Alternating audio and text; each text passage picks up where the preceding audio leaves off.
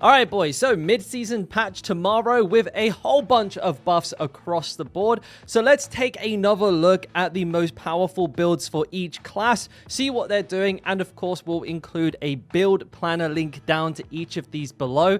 Big shout out to all of the content creators that allowed me to use some of their footage here to showcase what these classes can do at their best. But do please bear in mind that of course this footage is all pre-patch because we're recording this video before the patch is live. So you'll actually be getting a lot better performance out of all of these builds in the game after the patch. And kicking us off, we have the Sorc build, and the footage was provided to us by our guy Makuna, the absolute Giga Chad Sorc god that he is. And yeah, I mean, this build hasn't changed all that much with this new mid-season patch. Love it or hate it, I guess it is what it is.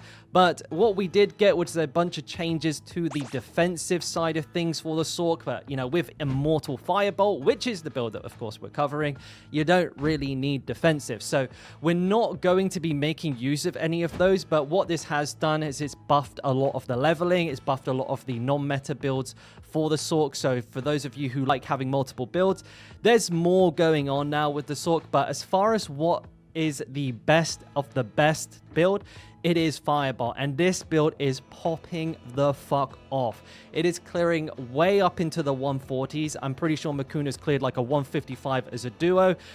Obviously, he's a god, right? He's a god, but this is, you know, this is absolutely killing the other classes. It's extraordinarily powerful.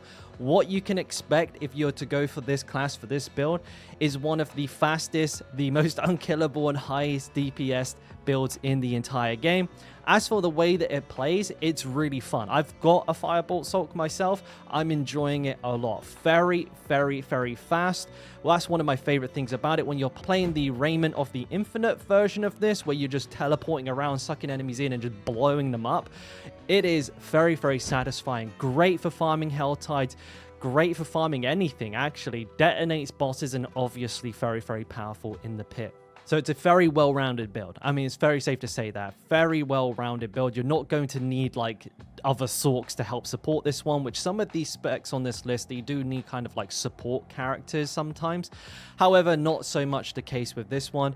And as far as gear requirements go, it is important to know that the gear requirements for this one are quite high, because you need to hit a certain like cooldown reduction threshold, a certain attack speed threshold to get your cooldowns down to a point where you can have Flame Shield up all of the time. Because if that goes down, you die. Like, you die immediately. So you definitely need to pay very close attention to the requirements on this build so you can actually hit that goalpost and get to that immortal status.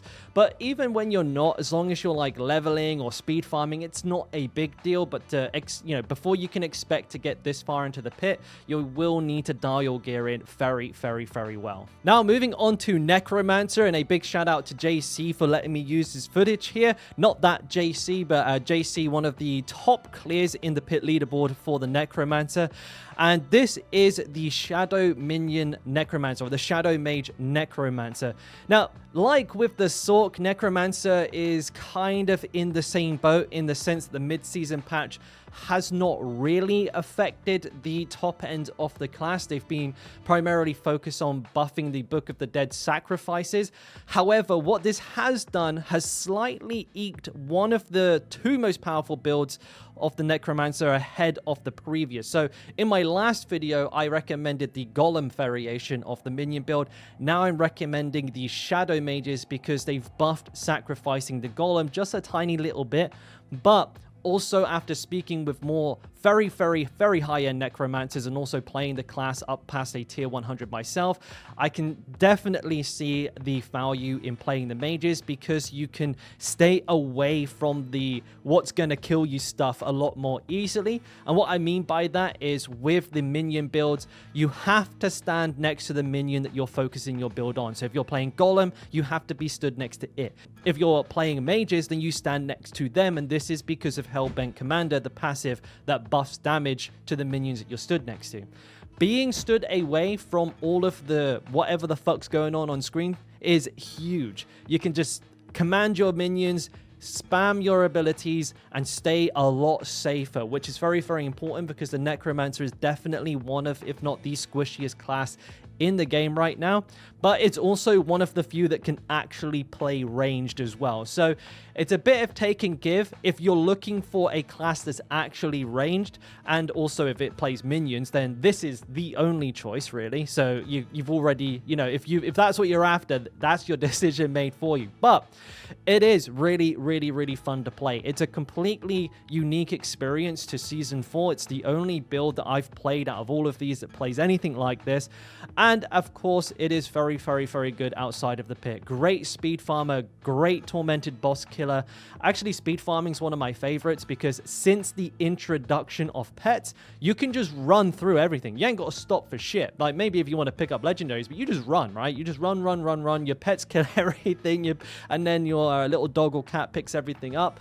It's fantastic for stuff like that. So really good. Doesn't require a support build, which I love because, you know, we're going to talk about the Barb in a bit, but you need like 3 Barbs this season, I swear. Very, very, very fun to play. Super easy to recommend. Oh, and one thing I almost forgot to say is that the Necromancer Shadow Minion build has like one of the most accessible gear requirements I've seen. Like, it's insane. I basically was doing tier 100s the moment I hit level 100. Very, very easy to get your foot in the door with this build, which is a massive selling point for this. Okay, so now moving on to Rogue, and this footage was provided by my good friend over at Mobalytics, Sanctum. So thank you, Sanctum, dude, appreciate it. And Rogue's an interesting one. They received a laundry list of changes this mid-season patch. Tons and tons of buffs. However, the top build, in my opinion, has remained Heartseeker. Though, interestingly, there is a lot more competitive builds for the Rogue, so there could be a change to this in the near future, and I will update you guys if that happens, because things like Penetrating Shot, Andarial Puncture / Flurry, Rapid Fire, all of these got a lot better with this patch, but also so did Heartseeker, because they buffed the tankiness of the Rogue. It was already quite tanky in my opinion, so you're playing the build like a Barbarian already, but now even more so, because they did a bunch of buffs to the Paragon board, passives, and all of that good stuff, making it so that you really can just stand there and play it just like a Barb, which is, in my opinion, a great thing. Now, as far as playstyle goes, it has that ability to outplay mechanics. As you guys would well expect of a Rogue build, very, very high mobility. You're able to dash in and out of explosions, shadow step to enemies, do lots of cool, flashy stuff that allows you to actually outplay, which is something I always say about the Rogue. It has the highest skill expression in the game, in my opinion. You're able to do some of the coolest looking stuff with this one, and, you know, it gives you that satisfaction of like, oh, actually, I did that. It wasn't just your gear made you survive something, you survived it because you did something good. You get that more often with this class. Now, as far as gear requirements go, they're not the worst, but I mean, it's definitely still very, very, very high, as you'd expect from a build like this one. So definitely not the worst offender on the list in that regard, and there is like a number of routes to the build. You can do sort of a transition from Barrage to Heartseeker quite easily, which is something that I would recommend taking a look at, because, you know, just trying to jump into this from level 100, you might find a little bit difficult. But either way, it's, again, not too bad in the grand scheme of things.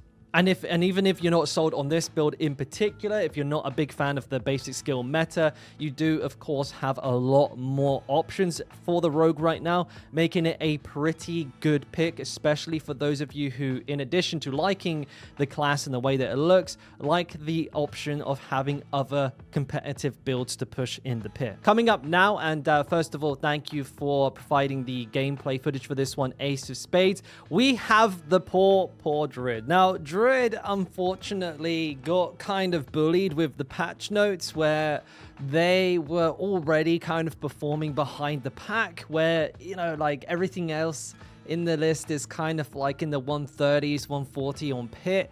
Druid is like stuck in the 120, like early 120s with the wind shear build, which, by the way, is a ton of fun to play, but unfortunately lacks that super duper end game scaling of every other build. And yeah, they just didn't get any help in that regard. They got most of their buffs around the mid game, the leveling, their spirit boons got boosted a bunch, but not the ones that they actually use. Pulverize did get a Giga buff, so that's going to be a lot of fun for a lot of people because the Werebear Pulverize build is a lot of fun. So great for those of you not focused too much on the meta, but for the, purposes of this video, did not receive any notable changes, which is really, really, really sad to say. But, it's still a fantastic build. I really, really like the build. What first bonus? It's a human version build, so you get to actually see your skins. Yay, right? That's good. But it's also, like with the Necromancer, one of the best ranged experiences that you can get out of the game at the moment in terms of a meta build anyways. So, you're actually away from enemies and just beaming them down with wind shear. I've been leveling with a leveling variant of this build. I honestly really, really, really like it. I think it's one of the most fun builds that I've been playing recently. And I really, really recommend it for people who want to play a ranged class. Forget whether it's a druid or not. If you just want to play a ranged class, this is a really, really, really good option. It does have very, very good defensives. It has good damage. It just can't keep up with everybody else. But, it is what it is. I guess somebody has to be the worst class in the game or the worst class of the season. It's just a shame that it's by this much. And at the end of the day, it does really come down to what your goals are. If you are going to want to be pushing the pit, I think, you're just going to have to somewhat accept that this is the case at the moment. But there are a lot of competitive options for the Druid, which is at least nice because you do have like the Wernado build that does very, very well for them as well. And the Hurricane Druid as well. They've got things to play and they're all within a smaller margin. I think that's one thing that you could say for the Druid, that the different builds are more close to one another in terms of performance, which is a good thing. Like, it's nice to know that you have those options and they're not going to affect you all that much in terms of how far you can push. So if you like Druid, if you like build variety, if you like playing range, there's still a lot to enjoy here. It's just unfortunate that the patch was not quite what Druids needed to bump up to where the rest of the classes are. And now finally, moving on to the best class in the game, played by the best player in the game, the Barb, played by me. Now, all jokes aside, the footage here is only a 110. I've not been pushing this season. I've been playing every class to around about a tier 100, so I didn't have an opportunity to sort my gear out. But clearing a 110 with absolutely horrific gear, I'd say that's pretty damn good. And if you're not convinced, Flay Barb has been very easily clearing the 130s into the 140s solo. So by and far, one of the best, if not like the first or second best build to push the pit with across the entire game. Very, very, very, very strong. Now, the first thing I want to note on this one is that the gear requirement is really high. And it is also kind of goofy because you need a rogue. The reason you need a rogue is because you need rogue tempers on your gear in order to get crit damage, which is what you're scaling with. And another goofy thing about this is that for some reason, of all the things that they could have buffed with the mid-season patch, they decided to buff the most powerful build the Barb has, which just has me scratching my head. I'm sure these changes were probably made well in advance, and they didn't have enough mobility to sort of deviate from what they had locked into doing by the time that this build was discovered, because it wasn't really discovered until, sort of halfway through between the launch and now. So I'd imagine it's a bit of that's the reason why it happened, but either way, it did. Now, there were some buffs to things like Whirlwind and stuff like that, which is great because Whirlwind is one of my favorite builds, but Flay is definitely the strongest, and it's only going to be getting stronger. Now, as far as playstyle goes, funny enough, it's actually one of my least favorite this season. It's a little clunky with the way that it plays. You're having to grab enemies to you, rupture them, and then spam the absolute living hell out of Iron Skin and your shouts to make sure you don't get just shat on by the enemies. And you have to keep dragging them along with you, building up this massive group of enemies that you can keep rupturing into, because that's how you're going to boost your AoE damage, which is where this build is weakest. So you have to constantly be fighting a huge amount of enemies to make sure that you're actually killing them. But to make up for that, you do have by and far like the best single target DPS in the entire game. Again, my footage I wish was a little bit more representative of that, but this is what you can do with absolutely crap gear. Imagine what you could do with amazing gear. And I feel really bad, but there is another downside to this. It's not my favorite for speed farming. It's a pretty slow build when it comes to that kind of stuff as well. In Helltides, it doesn't perform particularly well. When you're leveling it up, I would steer clear of this build entirely because leveling with this would be horrific. Instead, use something like the traditional bash build and wait until you're at a point where you have at least most of the gear and then transition into this. But even then, I would say still have another character, have another build for things like farming Helltide, because you won't want to do it in this build. But those are the sacrifices that you make for playing one of the most powerful, if not the most powerful build in the game.